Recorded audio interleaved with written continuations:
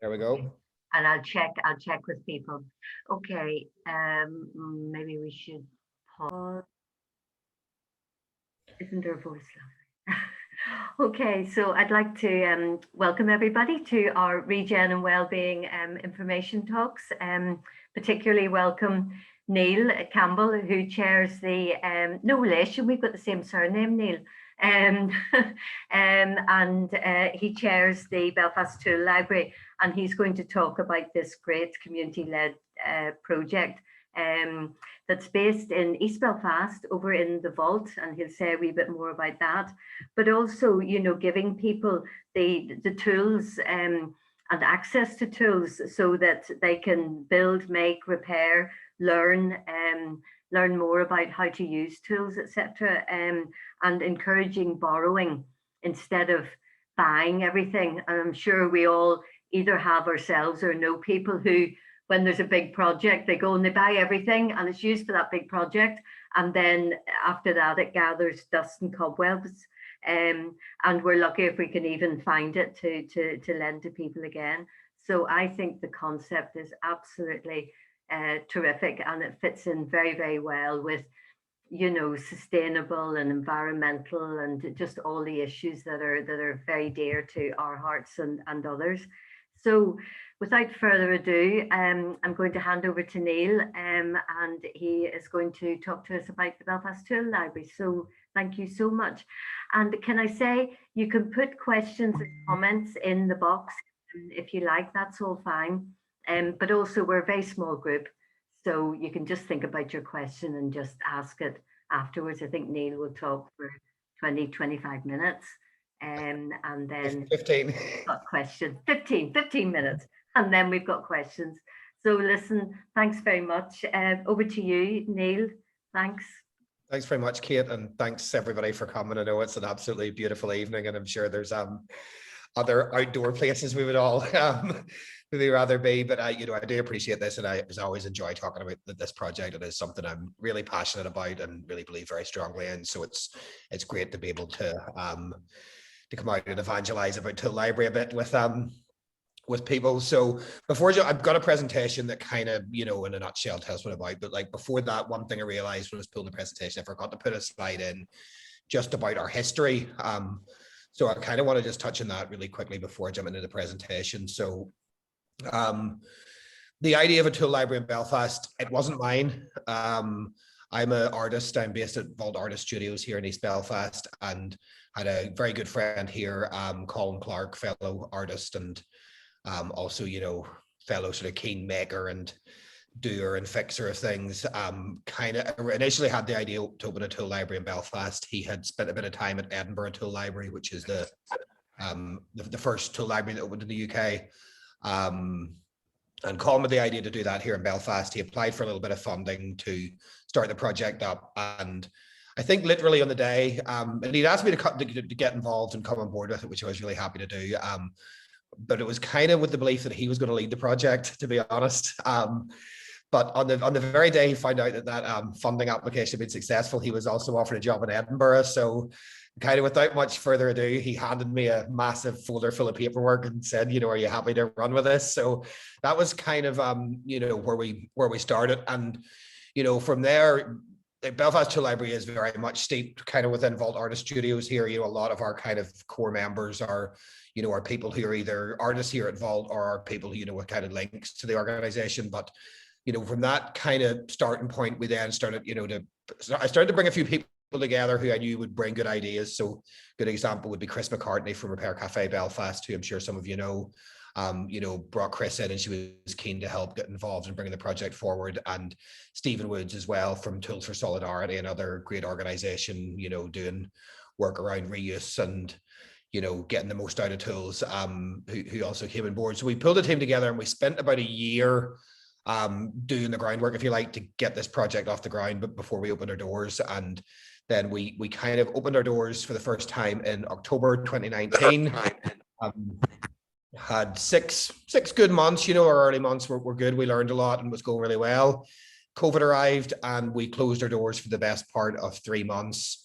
After the first COVID lockdown, we did reopen the project. We kind of took the opinion of essential retail can be open, and that includes B&Q and Screwfix and Homebase. Then, as a tool library, we qualify. And we through the kind of subsequent lockdowns and restrictions, we've remained open, obviously changing our model of how we work a little bit, to allow that to happen. But we've remained open, and that kind of brings me, I suppose, to where I'm at now. And I sort of want to jump into the presentation and tell you a little bit about where the project is now, almost after 2 years of existence, and a little bit about what we plan for the future. So if you don't mind, I'm just going to share my screen here.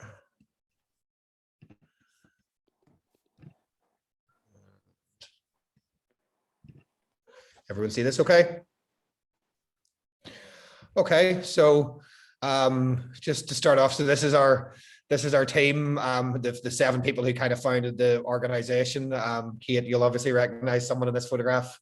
Yeah, so and the seven people in the photos are currently the 7 trustees of the organization as well. We are non-profit, and we're working to become a charity. So we're governed by a board of trustees, and that's the 7 of us there. So what is Belfast Tool Library? Well, as the name would suggest, it's a library of tools in Belfast. It's pretty self-explanatory. So we are the first tool library anywhere in Ireland, but we are part of a sort of growing global network of libraries of things, tool libraries, and other lending projects. We're pretty well networked now within the kind of the UK group of tool libraries and libraries of things, which at last count, I think there was maybe 12 of these projects now. And I've been working with groups in Dublin, Galway, and Cork over the last sort of 6 months, who are all looking at starting similar projects in the Republic of Ireland. So this is definitely a kind of growing idea, around lending, and as Kate said, borrowing rather than buying. So we lend tools for all kinds of jobs, for DIY, carpentry, building, gardening, crafts, and really much more. Probably any sort of jobs you can imagine around your home or your garden or your workplace. And in some instances, we have the tools for that. So everything from table saws to sewing machines and all points in between. Really importantly, pretty much all of our tools have been donated to us. We have went out and bought some tools, but overwhelmingly, our tools have been donated. And the story we hear often with donation is people tell us, we moved to a new house, or we decided to build a shed, or we decided to do something new, and we bought the tools to do the job, and now we don't need them anymore. So again, that as we go on here, we'll talk about kind of what our ethos is, but that kind of type of consumption, where people are buying items to use once or twice, that's what motivated us to kind of challenge that and to start this project. So, kind of as a bottom line, our project empowers people to make, do, repair, build, and learn. And the learning aspect is really important to us. We're really keen that at Tool Library, we have a really kind of nurturing and supportive kind of environment around tools. We've probably all been in that kind of had that experience in a hardware shop where we've been made to feel a bit silly because we don't know the exact name of the item or the tool we're looking for. That doesn't happen at Belfast Tool Library. We're here to support, and we have a big team of volunteers with kind of all levels of experience around tools, and all of our volunteers know it's equally fine if you don't know the answer to someone's question to just say, look, I don't know, and that's okay as well. But where possible, if we do have the information, and we can help people, it's really important that we do that in a really open and kind and nurturing way. So our values are sharing, learning, sustainability, environmentalism, respect, and volunteering. It's all pretty clear. To touch on volunteering for a second, all of our team, everyone in the organization at present is a volunteer, and we're really passionate about what, the kind of power of voluntary action and what you can achieve with that. Around sustainability and environmentalism, obviously I know issues very close to all your hearts. I've talked about this before, about the kind of patterns of consumption around tool use, and also, the incredible, environmental impact of the production of tools, around plastics and metals and all of the, the constituent parts that go into it. And a statistic, that I see all the time is that, most drills, most drills have only been used for 11 or 13 minutes. I can't remember exactly what it was, So people buy these things which they really don't need to use very often. And our belief is we can move to a world where people don't do that. And this isn't limited to tools. We would encourage people to think about any projects where where people can can kind of build community, build capacity, build resilience through sharing and lending. So our structure, we're a membership organization. We have a growing membership. I'll talk about that more in a minute. But as a membership organization, when it comes to our AGM, all of our members have an equal say in the running of the organization. All of our team are volunteers, as I've mentioned. We are a company limited by guarantee for legal purposes, but we're not for profit, and we're in the process of becoming a charity. So I don't propose to read through this verbatim, but a little bit of our objectives, and these I suppose are what are captured in our articles of association, our kind of boring legal document that defines the organization. So we exist to promote DIY making and repair skills through facilitating access to tools to everyone. It says in the Greater Belfast area, but if you live in Bangor or Downpatrick or Ballymena or wherever, you're still welcome to be a member of Belfast Tool Library. We want to promote self-sufficiency in the circular economy by minimizing waste, making the most use of resources, to provide opportunities for learning and development, to bring people together and develop community cohesion through sharing, and to provide quality volunteering opportunities. So this is, as a group of people who, our board of trustees, who are the directors of the organization, these are the, the objectives, obviously, that we that we set out to achieve as Belfast Tool Library. We'll talk about our service. You see in the picture there, it's what's behind me in the screen, and I will do a little virtual tour of the library in a second here.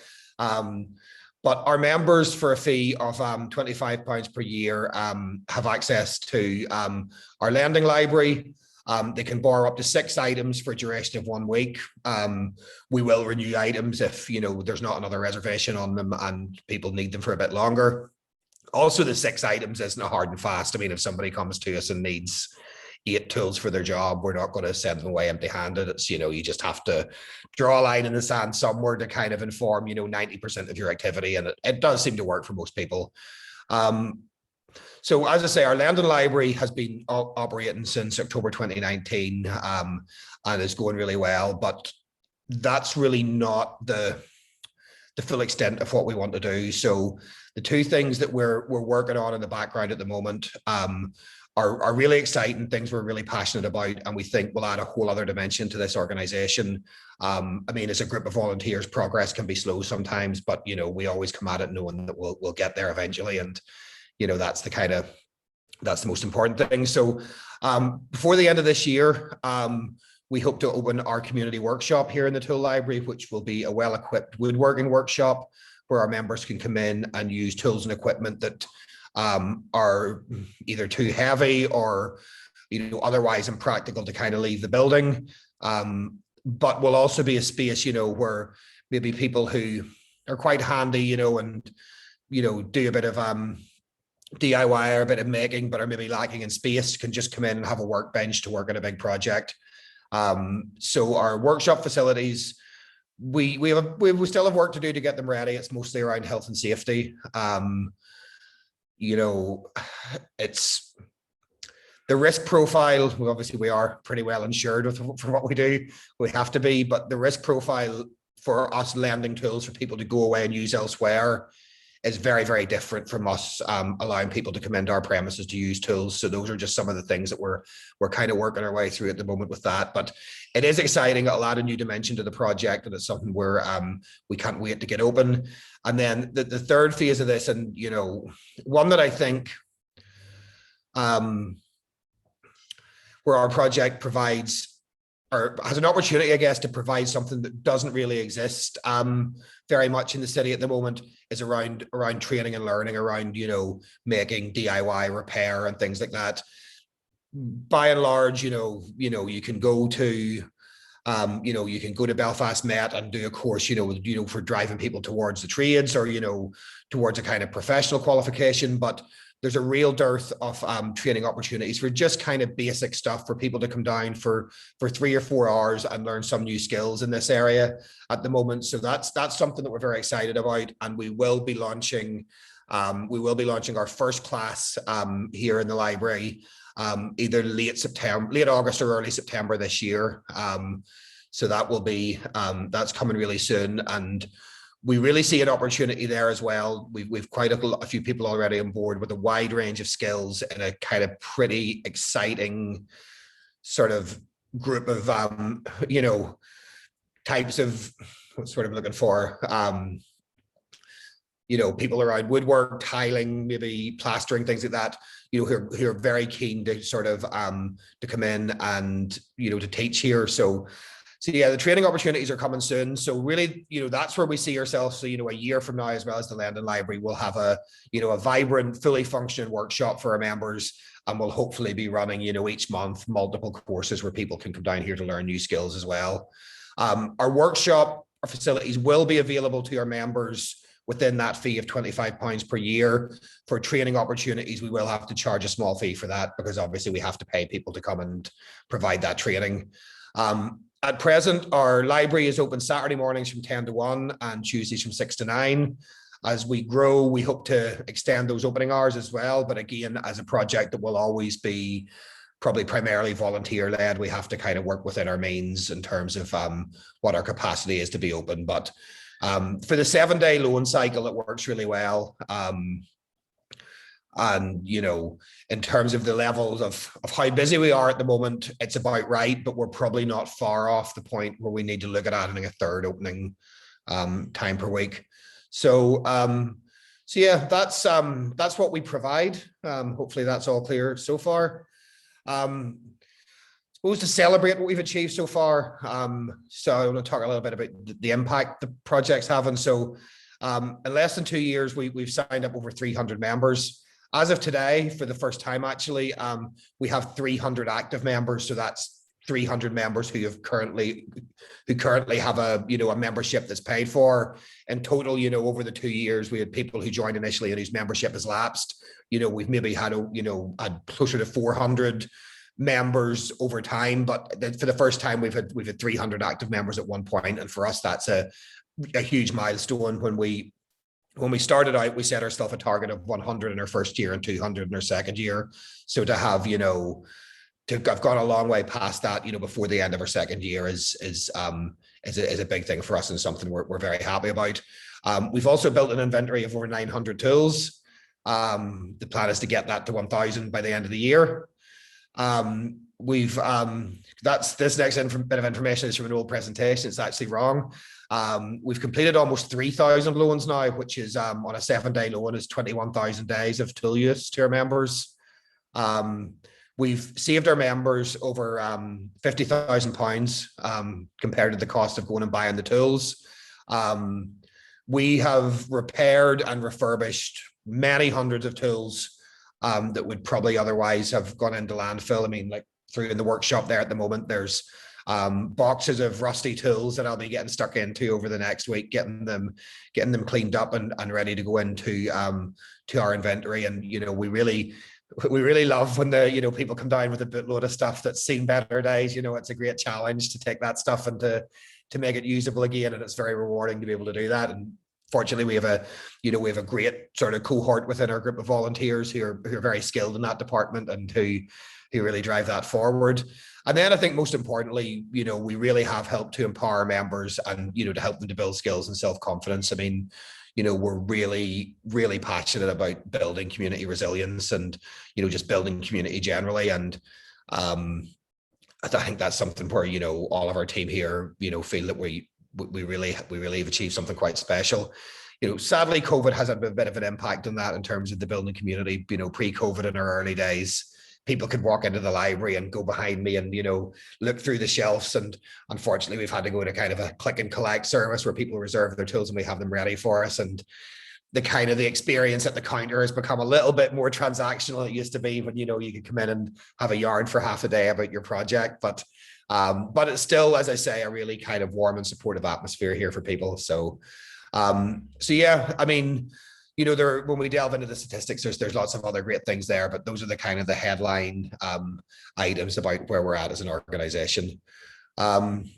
So we recently conducted a survey of our members. So 61% of our members told us that without us, they wouldn't have been able to access the tool access the tools they borrowed. That's primarily due to cost. You know, whether it could be, you know, the tool is just too expensive, or, you know, you just can't justify that price on something you're only going to use a few times, you know. But, you know, it is, we can really see that we are serving a need here with what we're doing. We have also asked our members what's the best thing about Tool Library. I'm going to have to move the Zoom window here a bit so I can see this in my screen. So what they said was they love the range of tools we have. The fact that we're always interested in what projects people are doing, and we really do love to hear about that. You know, being able to get items for a one-off project without having to buy them. I've obviously talked about that at length. Building community around shared resources, our approach to sustainability, and again, the range of tools, you know, good quality tools that people can't afford to buy, and reducing the impact on the planet, building community and helping each other out. So yeah, our membership survey was a great process to go through. It really did help us to kind of to celebrate what we're doing well, but it also informed lots of areas where we have room for improvement as well. And, you know, we're addressing those as we go on. And finally, then, just some things that our members have made. You know, a shed, a bridge, tables, units. You know, I'd actually hope to have more photos here. And there's somewhere on our Facebook page, there's a thread where people have posted countless photos of the things that they made, but for the life of me, I couldn't find it before the meeting tonight when I put this presentation together. But I think, you know, that for me is what really gives me a buzz, is, you know, is seeing that the things that people kind of go away and make with our tools, and when they come back and say, you know, before I started this, I probably wouldn't have thought I could do it, but having access to the tools has really made it possible. So, you know, as I said,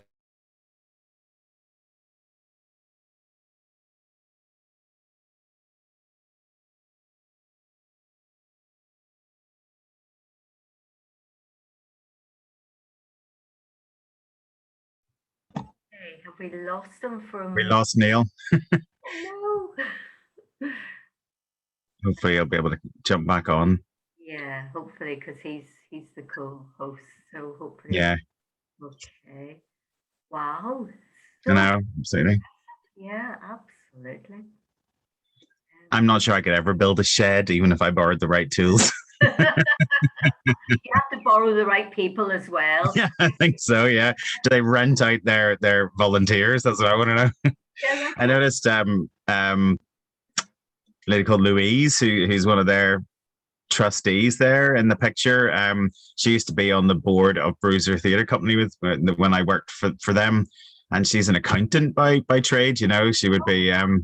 So yeah, it's interesting to see her there. Hi, Neal. Okay, Neal, we lost you for a minute, but nice to see you back. I have really no idea what happened there. Did we get to the last slide of the presentation? Was that what I cut off? Well, we saw the things that people had made, so I'm not sure if that was your last one. That was the second last slide, Kate. Oh, the last slide was any questions. So here we are. Oh, okay. Neal, thank you so much. We were just saying while you were away for those few seconds, just so impressed. It's a great resource, like it really is. Take us on the tour. Yeah, I'll give you the tour here, folks. So yes, right. Yeah, so facing the way, this is our entrance over here, coming in through the back gate of Vault Artist Studios and into the library. Here's our counter with our obligatory COVID screen. All made by yourself? All made ourselves, absolutely, of course. And then as we go around here, we have a shelf, massive shelf full of power tools. We have these caddies, which are full of a vast array of different hand tools. Same on the other side. And then over here, again, we have huge amount of power tools. And then we have our little corridor of gardening items. In the back there is our room of shame, where we keep all of our broken tools that aren't yet repaired. I'm not going to show you that. And then Finally, in here, we have our workshop space, which, as I say, will be hopefully open by the end of the year. So we're going to be really well equipped with working workshop in here. So yeah, that's the very brief online tour of the premises here. I mean, folks, does anybody have any questions about the project? I'd be, again, more than happy to answer any questions you have. Okay, yep. Stephen, you're muted. Yep. I was wanting to know, Neal, as someone who's absolutely handless, but who would be keen to volunteer, what could I do to help that wouldn't involve me having to show anyone how to work something? There's absolutely no requirement to have that kind of knowledge to come down and volunteer. I kind of was going to come to that. I mean, we're always looking for people to join our volunteer team. You know, we have a variety of roles. You know, our tool librarians, a lot of them, you know, are volunteers who do that role, have come in without a great deal of knowledge about tools, and it's just, you know, using our kind of system to check tools in and out. We always kind of work at that, you know, if there's 2 people in, we try to have at least one who is reasonably knowledgeable around tools. But you know, what we find with our you know, our kind of tool librarians who come in who know a bit less about tools is they learn super fast, because you know, there's so much good information. I mean, if anybody's any interested in volunteering or knows anyone who might be interested, if you visit our website, which is belfasttoollibrary.com, there's a little form in there where you can fill in your details, and we will then get you invited to our next volunteer sort of info session, to sort of talk a little bit more about, you know, what's actually involved in volunteering with the organization. But yeah, we're always looking for volunteers. And I mean, again, not necessarily, you know, if you know anyone with any sort of specific skills around, you know, if the 2 things at the minute are sort of finance and health and safety, you know, are areas where we're particularly sort of looking for people who might be willing to come and volunteer and give a bit of their time. So if you know anyone who's like that, please feel free to tell them about the project if it's something they might be interested in. But yes, Louise was on the photograph there at the start. Yeah, she's a finance person. Of course. But Louise is going to step down from our board pretty soon. Yeah, she just has a lot of other. Sorry, excuse the airplane coming in there. Like that, right? Yeah. Louise. There's just a lot of other commitments. So yeah, we're actually on the hunt for someone to replace Louise. New finance squad. Yeah. Cool. I know an organisation, and they say to people, if you're leaving, find your own replacement, you know. Yeah. But not a bad plan. No pressure. Yeah. I love the way it's so relationship based, that there's that engagement, you know, with people who come to borrow the tools and the projects and everything. So it sounds like it's a very good experience. And coincidentally, we're having Chris in the repair shop next month. Yeah. So it's tying in very nicely. Yeah. Yeah, no, we've been strongly linked with, you know, with Repair Cafe and Tools for Solidarity, obviously 2 very like-minded organizations since day one, you know. And I think as well, you know, I talked, I think, a little bit earlier about how, you know, Edinburgh Tool Library was the inspiration for us. So the team at Edinburgh Tool Library are phenomenal, and I've been over with them numerous times. And I mean, most of our policies and procedures and our documentation, our paperwork have just been adapted from, you know, from Edinburgh Tool Library. This thing that we're doing, this movement is about sharing. So within the organizations, you know, we're always really keen for people not to have to go and try to reinvent the wheel. And, you know, if we have something that works, we say, look, take this and modify it for yourself. You know, this is about, you know, it's about lifting each other up and about empowering people. So yeah, it's a great community we're building. And I mean, we have scope as well. I think, you know, another thing that's really not in the presentation, but is really important to us, is partnership building with, you know, with other organizations out there. And you know, we can see, you know, within the wider community that Tool Library has the potential, you know, to deliver with a lot of community organizations, and, you know, to work together with a lot of community organizations. So that's something, you know, again, as a, you know, a group that's all volunteers, and we're still finding our feet in so many ways. You know, there's a lot of stuff ahead of us, but it's certainly on our radar, and certainly something that we hope to be doing very soon. You know, I say, building more partnerships and working more with other organizations to kind of share the knowledge we have and the tools we have and the skills we have, and in other sort of new and sort of innovative ways. Great. More questions, please. Laura, Chris, Kiva, who's behind Pixel? Is that Erin or not sure? Francis, any questions you're down to ask? I have a question just about, but just by the way, I think this is brilliant. Like, I'm Thank you. very excited, and my mum's moving. We're getting a house, so we'll be joining for sure and coming to get power tools and things to put up shelves. Yep, we'll be delighted to see you. Brilliant. So, sorry, I missed that. It cut out for a second.